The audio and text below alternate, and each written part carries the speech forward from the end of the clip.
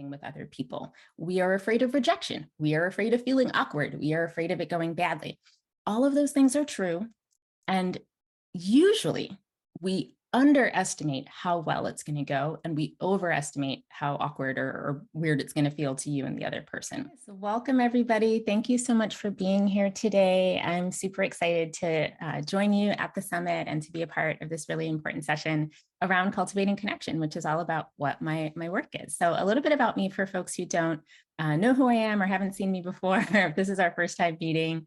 I'm Kat Vellos. You can see a little bit about me on the slide here.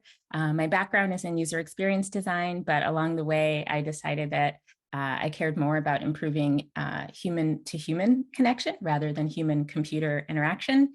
Or as my good friend Kendall House says, software is cool, but I'm much more interested in people. So that led me to writing the book, We Should Get Together, The Secret to Cultivating Better Friendships. And when I was working on that, I investigated what are the blockers to connection, and then what are the strategies that actually help people connect more easily and more successfully and more deeply and more quickly, and all the things that we usually wish for when we talk about connection.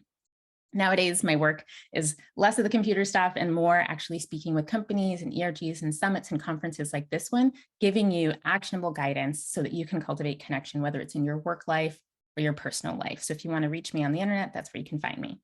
Over the next 15 minutes or so, I'm going to be sharing some of the insights from the research that I found, and we'll have some time for your Q&A at the end too. So if you have questions, I love to interact with you, build some connection with you, and answer questions that might be in your mind. So as Karen said, and as you all know, if you're in the right room, this session is about cultivating connection. And a big part of that is about having meaningful conversations.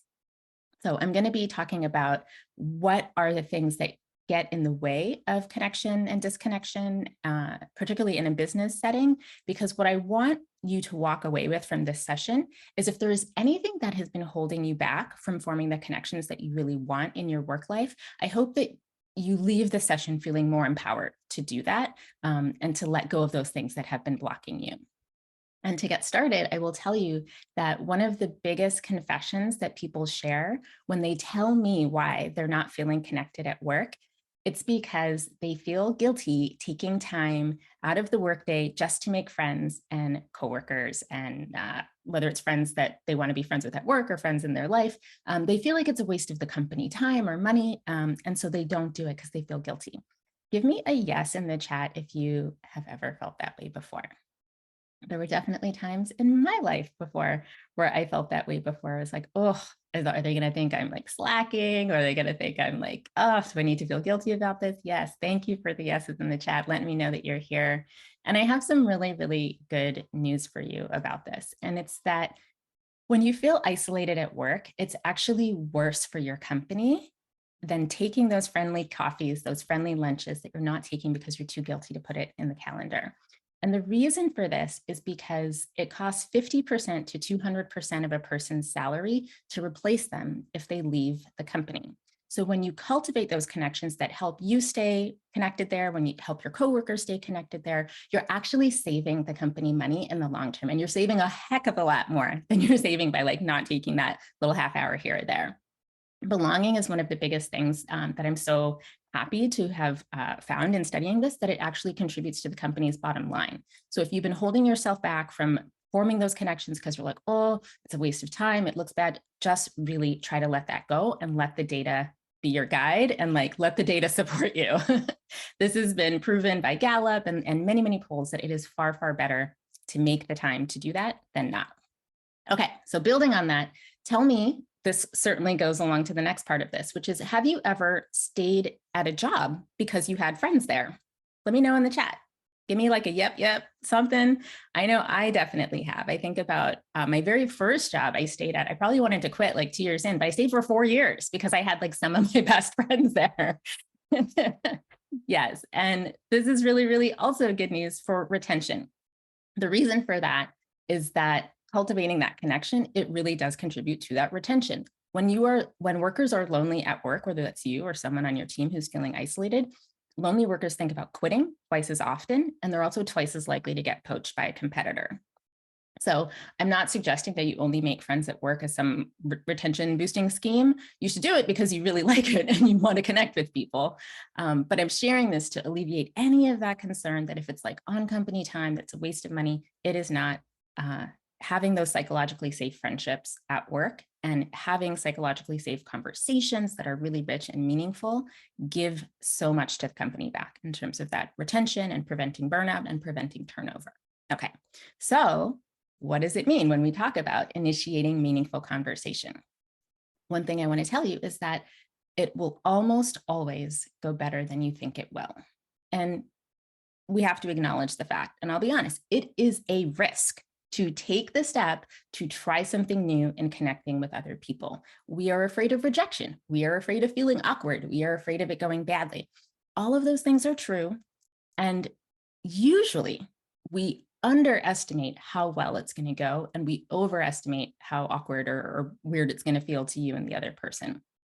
So remind yourself of this when you go into it. There's a lot of really wonderful research out of University of Chicago that shows that when you take a risk to have a conversation in a new way, we are just reliably poor predictors of how awesome it's going to feel and how good the other person is going to feel as well. It's usually much, much better than we expect. So take that leap, gas yourself up, give yourself some affirmations, whatever it needs to do before you step out and do the thing. And remember that taking that risk is almost always worth it. So if you're like, okay, I've gassed myself up. I got on my Wonder Woman socks. I got my courage pants on. I got my fun hat, whatever it is, and you're ready to do it.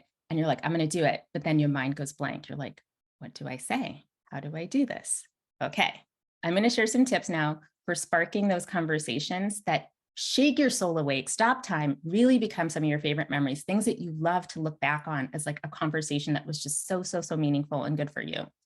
So if you like to take notes, you're going to want to take notes in this section. So I've been facilitating community groups since the early 2000s, and I've spent a lot of time experimenting in group settings and in coaching one-on-one sessions with the kinds of questions and conversations that lead people to feeling alive and seen and known and just really unfolding themselves into the conversation. And it's a magical experience. And I find that there's 3 different buckets of inquiry that typically do this. And I'm starting with inquiry because questions really are a doorway to connection. And that's a really, really easy, wonderful, warm and inviting way to provoke those meaningful conversations is to start with a question. So the first bucket are when we have an opportunity to share stories from our lives. These are stories that have shaped our identity, our experiences, who we are, and they don't always have to be like deep and heavy stuff. It can also be light things. It can be celebrations. It can be things you're proud of, but you haven't got a chance to talk about it lately. So finding common ground in stories from your life where you can find something relatable to each other, understand more about the journey that you each have been on. These are often one of the most rich generative places for people to feel seen and connected. The second bucket of conversations that you want to look at are ones that allow both of your minds to expand in new directions simultaneously. So this is really powerful, especially when you're getting to know someone who is new to you. And so you're on this like unknown journey. You're like, oh, I'm still getting to know you. You're still getting to know me. And you get to go somewhere new together in this conversation. And you can also do it in the physical world too. But anyhow, when we are in a conversation and we hear ourselves saying something we have never said before, it just creates all this new feeling of presence. It drops you into the moment. You forget about the clock. You feel like you're floating. You're in this space that is like locked in with the other person. And if you have the courage to go to a conversation about something totally new, this experience that's new to both of you, learning, being immersed, all of these things are really, really good for knitting you together and creating a shared memory. And shared memories are one of the things that help people feel really connected. So we see this a lot in college. So if any of you remember being in school or being in university and having those like conversations into like 2 o'clock, 3 o'clock in the morning, and your mind is just expanding and you're feeling so alive. These are some of the most amazing conversations in our life. Do any of you experience that? I know I did. And I think about it. And it's because for many of us, that was maybe the first time in our life where we got to do that. Now, I am no longer willing to stay up till 3 o'clock in the morning, sitting on a beer-stained sofa to have that experience. But I do want to have those conversations in adulthood all throughout life. And there's ways that we can invite that to our days as well. Thanks for the comments in the chat, by the way. I'm really, really loving it. So the third category, the third bucket for these conversational adventures you want to start, you want to lay out and invite people to, this one is, it's not for like the first date. This is the kind of conversation you want to have with someone that you've been building some trust with already. You feel comfortable with each other and you're ready to take it a little bit to the next level. And this is a support opportunity. This is a support conversation. It's like finding a way to either ask the other person for a bit of support for you, or noticing that they might need some support, or they're explicitly asking for it, and then you provide it to them. And support doesn't have to mean like having no boundaries. It doesn't mean, oh, like, I'm going to help you move. I'm going to walk your dog every day this week. Here's a key to my apartment. Like, it doesn't mean going overboard and having no boundaries, but it means being willing to be with someone in something that they might be struggling with, they might feel a little vulnerable about, and you are providing a safe and confidential place to share those feelings, to share those thoughts. You're not trying to fix it for them. You're just really being this place of support. I found this out during the pandemic in 2020 when I did a research project about loneliness in the design industry, in the design community. My background is a designer, and I was wondering, how are my fellow designers faring in this time of disconnection and physical distance? And these were some of the most powerful conversations I have ever had in my career. And I turned those findings into a blog post and a keynote if you want to hear more about it. But when I asked designers to tell me about their experiences of loneliness and connection, it was profound. And it was very, very simple. I simply disclosed what I was curious about and why, so they knew what my motive was. I had a very small set of open-ended questions. And then when I asked those questions, I did a lot of just very empathetic listening. So my role is actually quite small in the conversation. It's mostly a listening role. And that's what we do when we offer supportive listening to the friends and colleagues that we are cultivating in our life. Anyone here who has a UX background or who does UX research, like, understands that that's often what it looks like a lot in that research room too. Anybody can do this, whether or not you're a designer or researcher. Any single person can do this in any of your relationships, and you can take it into the world beyond that with your partner, or with your family, or with your new neighbor, whoever it might be. Okay, so here's your cheat sheet. If you didn't write all that down, these are the 3 buckets you want to remember. So ask questions that invite you to share stories from your lives, participate in discussions that expand your minds in new directions, and support each other. Okay. So to close this up before we go to Q&A and some other stuff we're going to do, I want to share a reminder for you, okay, something to take away with this. And that is that your strongest work friends don't need to be on the same team as you. They don't even have to be at your same company. In fact, many of the designers I interviewed said that their closest work colleague or their closest work bestie actually was at a different company. And there's a lot of good reasons for that.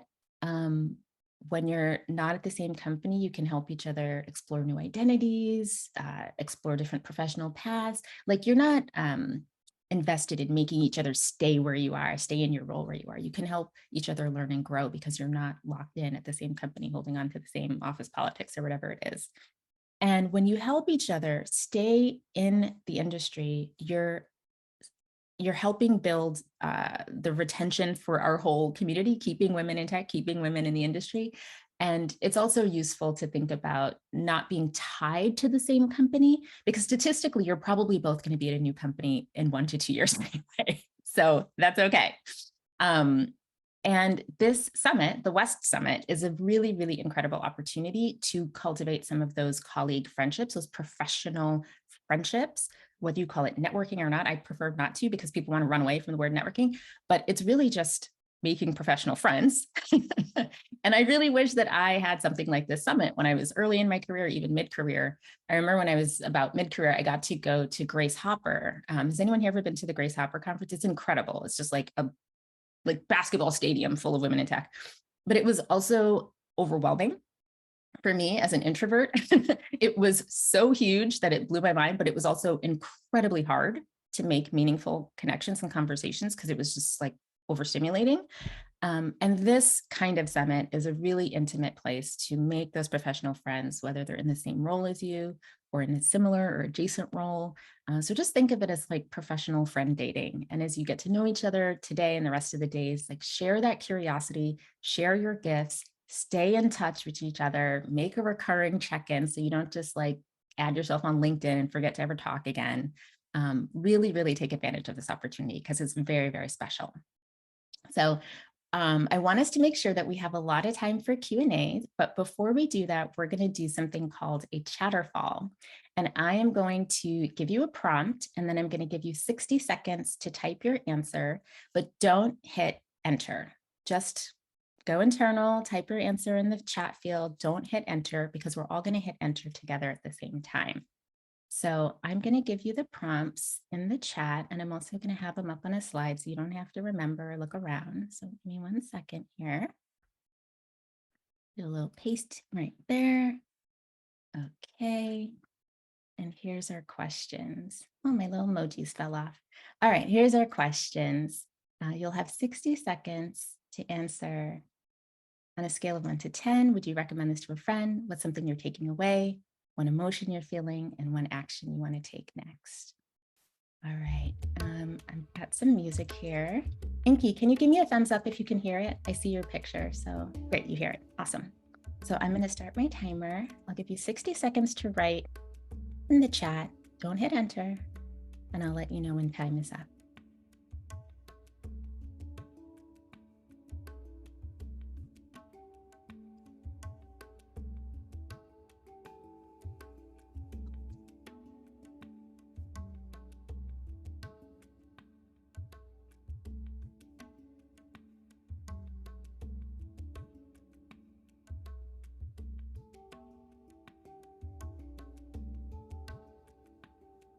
Remember not to hit enter yet. Just start typing your answer and save them. I'll give you a countdown when it's time to enter. You have about 30 seconds left to type.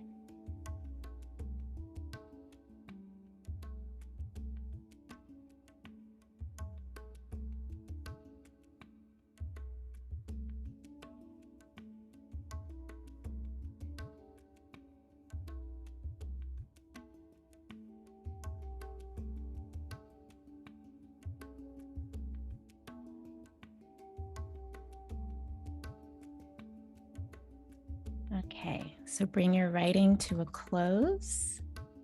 And on the count of 3, we'll all hit enter together. And 1, 2, 3.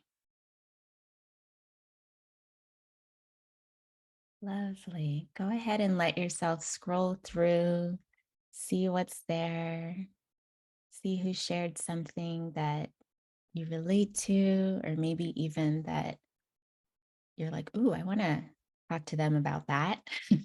You can DM each other if you want to spark a future conversation to say, hey, let's pick up a conversation about that thing. Yes, yes. Love it. Someone made a comment about reaching out to folks from previous roles. That's a really, really rich place to rekindle connection. It's also one of the things that people, if they don't do it, they tend to really regret not reaching out to rekindle. So reinitiating contact with somebody that you fell out of touch with is a really, really rich place to go. Beautiful. Well, I thank you so much for sharing so generously with each other in the chat. We are going to go to Q&A now, Q&A time. So feel free to add any questions for me. I know we've had a couple so far, and Karen, thank you for your help grabbing those out because I know now our chat's quite full. Let's go ahead and go to some of the questions that were dropped in during the earlier section. And then if we have time, we'll do some unmutes and we'll add some more at the end. Absolutely. Kat, this was great. Thank you so much. We have a few questions. And again, if at the end, feel free to keep putting questions in the chat, or we can unmute you and have you ask questions directly. But one of the first ones here is, how can you cultivate a meaningful friendship at work while also keeping things professional? Which I think you touched on, but if you want to add more. Yeah. So with that, there's a couple of ways I would go about it. One is to be clear about what your intentions are. Like sometimes we assume the other person can guess exactly what we're trying to do, but sometimes they guess wrong and then they're like, what's happening? And so be really clear about your intentions. Like you can say that you are being more intentional about making professional friendships this year and you'd like to get to know them. You really appreciate the things they say in meetings, whatever it might be that feels true for you, like the reasons why you're so drawn to them and why you really want to connect. And then ask, like, see how they feel, like how open they are to that. Usually you can tell if someone's like, oh, I really want to talk to you more too. Or if they're like, actually, I'm like, my schedule's super full, but I really appreciate you saying that, like getting that clarity, even if the answer isn't 100% the same answer, is still Mhm. useful because you get that clarity. And then from there, keeping it professional, we all have different boundaries and everybody's work culture is a little different in terms of the topics that you will choose to talk about or share about.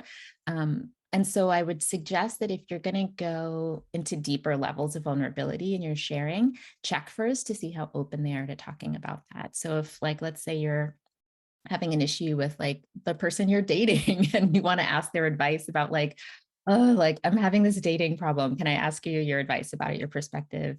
They might be like, oh, I don't usually talk about relationships at work. Or they might be like, yeah, girl, tell me. Like, so check first and don't take it personal if they're like not on the same intention as you, or if they need to decline. Like sometimes in life we need to decline, but it's not about you. But if they say yes, strike while the iron's hot, like do that, make a recurring weekly coffee, like do the thing, and start building together.